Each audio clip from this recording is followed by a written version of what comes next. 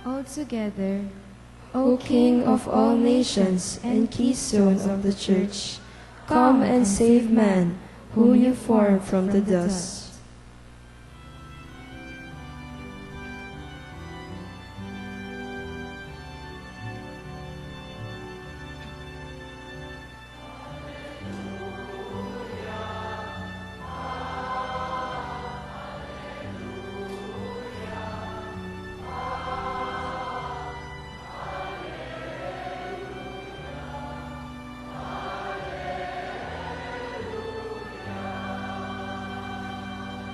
The Lord be with you. And with your spirit, A reading from the Holy Gospel according to St. Luke. glory to you, O Lord.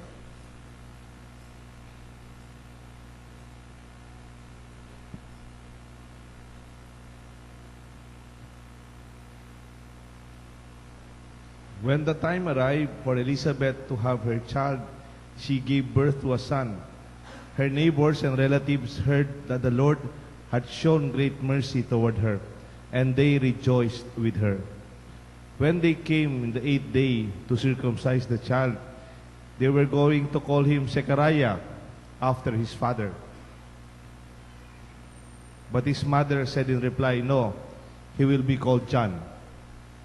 But they answered her, "There is no one among your relatives who has this name." So they made signs, asking his father what he wished to be called. He asked for a tablet and wrote, "John is his name." And all were amazed. Immediately his mouth was opened, his tongue freed, and he spoke, blessing God. Then fear came upon all their neighbors, and all these matters were discussed throughout the hill country of Judea. All who heard these things took them to heart, saying, "What then will this child be? For surely the hand of the Lord was with him." My dear brothers and sisters, the Gospel of the Lord. Praise you, Lord Jesus Christ.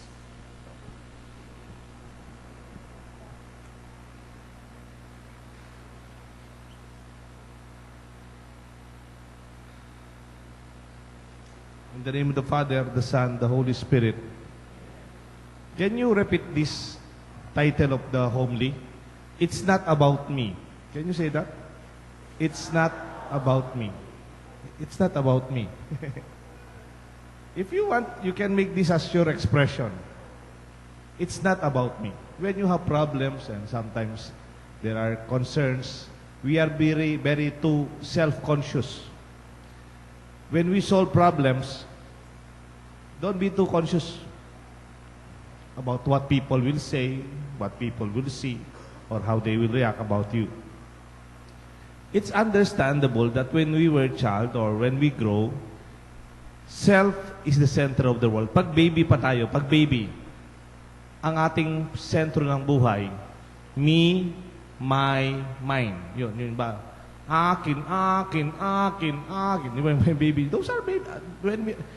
The development of the ego later can be so centered, sorry for the terms, I check my dictionary, ang daming mga terms about ego.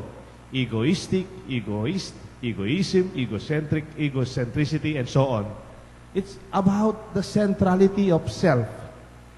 And maybe kaya nagkaroon ng maraming words na ganyan because it reflects a very conscious, self-conscious world today. Ano kaya masasabi nila? May tigyawat ako dito. Huwag na muna yata ako magsimba eh. Parang may tigyawat ako. You know, it's not about you. Yung misang ito, it's not about me. It's not also about you. It's not about what you wear. But when we are too conscious about self, how can we fulfill our mission? Because mission, usually, is not about ourselves. If you would not forget about that self, I'm not sure if you can really realize your mission in life. Napansin niyo po sa mga department store, ang daming mga mirrors. Other than space saving, pag daw yung department store, mayroon silang maraming mirror, parang it creates the illusion na very spacious yung limited space ng mall. Pero secondly, mas gusto daw ng mga tao habang namimili sila, nakikita nila yung sarili na sa mirror. And they stay longer because they see themselves. Sometimes you're very conscious. Halimbawa, dumaan ka lang tapos nagkukwentuhan sila. Pinagkukwentuhan yata ako. O kaya tumatawa yung grupo, then dumadaan ka, pinagtatawanan yata ako. Minsan po, meron akong homily. Sunday morning sa Santa Rita, sa St. Dominican School. Homily po ang homily. Pagkatapos po nag-homily, dinapitan po ako ng isang pamilya. Father, kami yata yung kinukwento mo sa homily mo. Sa totoo po, hindi ko po kilala yung pamilya. At saka sa totoo, 2 beses na ako nagmisa nung gabi, at saka mas maga. I really did not think about. But if it's about your story, so be it. Amen. But let us not be always conscious that the world is about us. May nakita ko, pinadala ni Father Jonathan. Parang video. May kaibigan po akong pare, yung director namin sa Men of Light. Pangalan niya, Father Jonathan Bartolome. May pinalang video. Ganito po. May poging lalaki. Ang pogi-pogi ng lalaki. Kumakain siya ng ice cream. Nasa restaurant. Tapos may babae. Yung babae may kasamang kakwento. Nakatingin dun sa babae, diretso. Yung babae na conscious. Inayos niya yung kanyang buhok. Yung lalaki nakatingin pala. Kumakain ng ice cream. Lalong na conscious yung babae, inayos niya yung kanyang damit. Tapos, lalong na conscious yung babae, nagbablast na siya. Kasi diretso yung tingin sa kanyang lalaki. Tapos yung babae medyo inayos niya yung makeup niya at yung lipstick. Tapos, nakatingin yung lalaki, pogi-pogi yung lalaki. Tapos nung natapos na yung ice cream, tumayo yung lalaki, nakatingin pa rin sa babae. Tapos kinuha niya yung tungkod niya, naglakad na po siya. Bulag pala yung lalaki. No? Sometimes we always think it's about us. Sometimes we always think that the world is looking. And we become too conscious. It's also liberating. It's liberating to go beyond our capacity to think that we're still at the center of the world.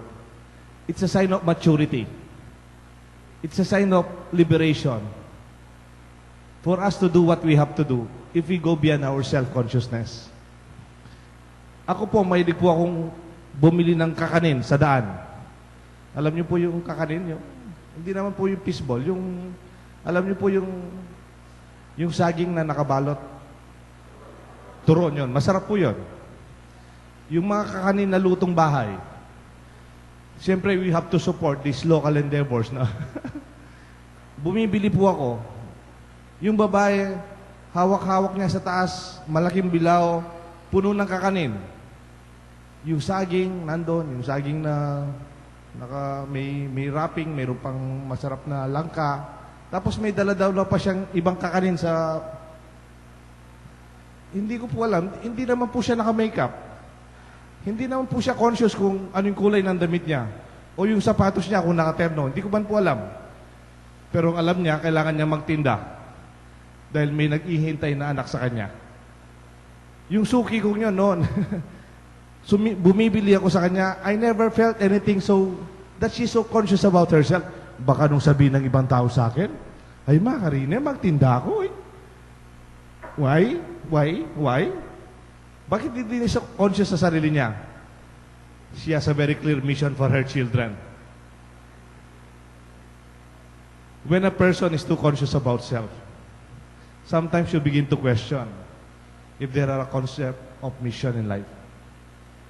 Did you notice the egoless Saint Jude Tadeus, ang ating santo? Napansin niyo po si Saint Jude? Maraming nagtatanong sa akin, ba't mayroong medalyon si Saint Jude? Napansin niyo po si Saint Jude? Bas nakakita ka ng santo, may daladalang picture, image, ni Jesus sa kanyang kamay dito. Yan po si Saint Jude. Bakit po dala-dala niya yon? Because a lot of people mistake him for being Jesus. Kasi kamukha niya. In fact, there are stories, kamag-anak niya si Jesus. Kamukha niya. If you remove itong kanyang medallion, kung tanggalin mo, kamukha niya si Jesus. You might think that he is Jesus. But because he's not so conscious about himself, it's not me. I'm not him. This is Jesus. I am Jude. I am just a follower. I am his apostle. This is Jesus. Do you see the ego-less person? That's why he's able to fulfill his mission. Maybe a lot of people are healed because of his intercession. You heard the gospel. Siyempre, siguro pride ng isang tatay, even in their tradition, to name the child after him. Para yung pangalan niya, it will go on. Especially matagal nang inihintay magkaanak. Especially during the times of Jesus, magkaanak na lalaki ay almost necessary to continue the name. His name is Zechariah. And the name should be named after me. But Zechariah was egoless. Sabi niya, no, don't name the child after me. This is not about me. This child has a mission beyond us. His name is John. And that name is from God. And my son would have a mission far beyond my own name. There's a lot of egolessness in this gospel today. Siyempre, di ba, kung minsan gusto, ipangalan mo na sa akin yung titulo. Ipangalan mo na sa akin yung kotse. Ipangalan mo na sa akin yan. Your name sometimes becomes an extension of your ego because it represents you, of course. You know, John the Baptist, his son, clearly, he knew his mission. Are you the Messiah? I am not the Messiah. Are you a prophet? No, I'm not a prophet. Are you Zechariah? Or sorry, sino kasi sino kasi itong prophet na isa? Elijah. Are you Elijah? No, I'm not Elijah. Kasi Elijah, big name po nun eh. He's the most famous prophet, Elijah. I'm not Elijah. Because he knew who he is not. And he's not so conscious. I'm not even, sabi nga, I'm not even worthy to untie his sandals. I baptize you with water. He will baptize you with the Holy Spirit. Para bang, when you have that attitude, you can be also free to do what you have to do, to realize your mission in life. In fact, if you have a lot of people that are egoless around you, you can achieve more as a team. Ang mga Pilipino, napansin ko, they are very particularly personality conscious and personality centered with regards to their leaders. Tama ho ba yun? When they have leaders, they are very conscious of the personality of their leader. Ang pangalan, partido, ang pangalan ng kanilang leader. And they are very faithful to that. And sometimes that is also very dangerous to the leader. Papasok sa ulo, yeah, maybe I am also the savior of this country. Maybe I'm the savior of this province. Or maybe I'm the savior of this parish. To realize that we are only part of the bigger mission. Actually, God does not only call the able, but God calls the willing, not only the able. Because when the leaders become too conscious about themselves, they will forget about their mission, why they are there. The focus is the mission, not about the self. Kumisan sa media yun, pino-focus nila about things that are not part of the real issue of our development as a country, even as a church. Mind you, when God calls you, don't be too conscious of, huwag mo say, Lord, I'm not worthy. Lord, I'm not prepared. Don't worry. God enables those whom He calls. When God calls you, say yes. And He will take good care of you. You know why? Because it's about His mission. It's not about us. Kanina pong umaga, 4:30 in the morning, nagkaroon ng surprise mass dito si Archbishop Dong Labarias. Nag-join siya ng misa. Ang saya-saya ko po kasi hindi ako yung nag-homily. And sabi ni Bishop Dong Labarias, we can be very conscious about what we have to do. But when we go deeper in our prayer, it's not about what we do. It's about God doing something through us and even beyond us. When we can recognize that, we only support it. It's only about God's mission. Zechariah knew that it was not about his name. It was about the plan of God. His son John would prepare the way of the Lord. It is about the Lord. It is about the mission. No longer about me. Alam niyo po, may kasama kaming director noon sa Men of Light. Kasama pa namin si Father Raul. Kami din na Father Ambo David. Hindi pa po si Bishop, hindi pa po Bishop noon. And then ako pa po. When we were just starting, and he was giving a lecture on how we can continue sa Men of Light. Alam niyo po yung Men of Light? Meron kaming parang TV, video, talk show about the gospel every Sunday. At sabi ng iba, hindi magtatagal yan kasi walang pondo. Walang talagang pondo. Tapos wala namin ka sa TV mainstream. Pero sabi ni Director Marilu Diaz-Abaya, it's not about our word, it's the word of God. You don't even have to think of the script. The gospel will be our script. And it's not about you. It's about God's plan and His mission. You are just instruments. And in our team, sabi niya, in our team, kasama yung cameraman, yung nagluluto, gumagawa ng kape, naghugas ng plato, kami rin po yun. Volunteer kami lahat. Volunteer kami lahat. At sabi ni Direk Marilu Abaya, God bless her soul.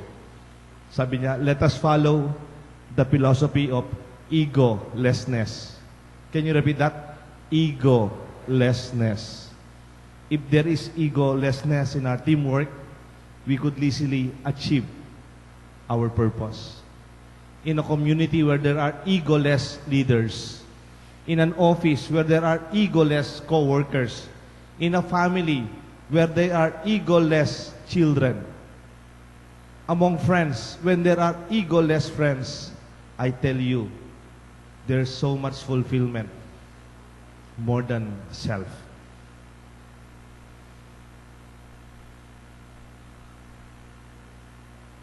Minsan po, kilala niyo po si Albert Einstein. Albert Einstein, yung magaling na mathematician, scientist, and everything. May istorya po sa kanya eh. Naalala ko. Nung panahon ni Einstein, wala pang television masyado. Radyo, meron na radyo. Naririnig niya yung pangalan at naririnig mo lecture niya to radio. Pero wala pang masyadong picture na malinaw sa mga dyaryo. They know Albert Einstein by name and his brilliance as a lecturer among mathematicians in different university. So nagbibigay po siya lecture from one city to another city, from one university to another college. At pag nagbibigay po ng lecture yan, malalaking hall. Siyempre, yung kayang lecture, mathematical propositions. Di ba mathematics, they are always very precise? Hindi mo nang pinapalitan yan. Hindi ka pwedeng mag-adlib. No? Eh kaya lang, mayroon siyang driver. For many years, siya yung driver niya. At yung driver niya, si-set up yung blackboard, si-set up yung gamit niya, yung papel niya, tapos yung driver niya upo sa side. Alam niyo po, sa kaka-lecture ni Albert Einstein, nandun yung driver. Kaya lang, they were going to one city, it was evening like this, sinisipon si Einstein, nilalagnat.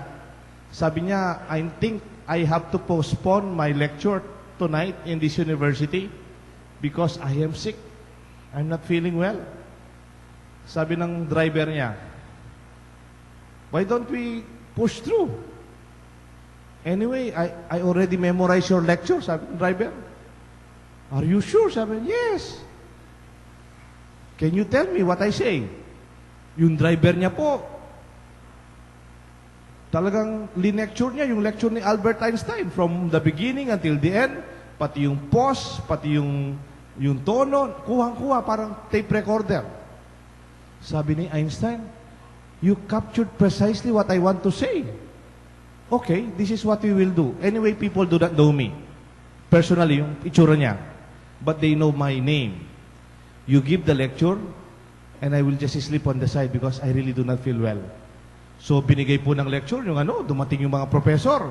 They don't know the face of Albert Einstein. So, siya yung nagbigay ng lecture, yung driver. Kuhang-kuha, detail, all points, outline, memorize.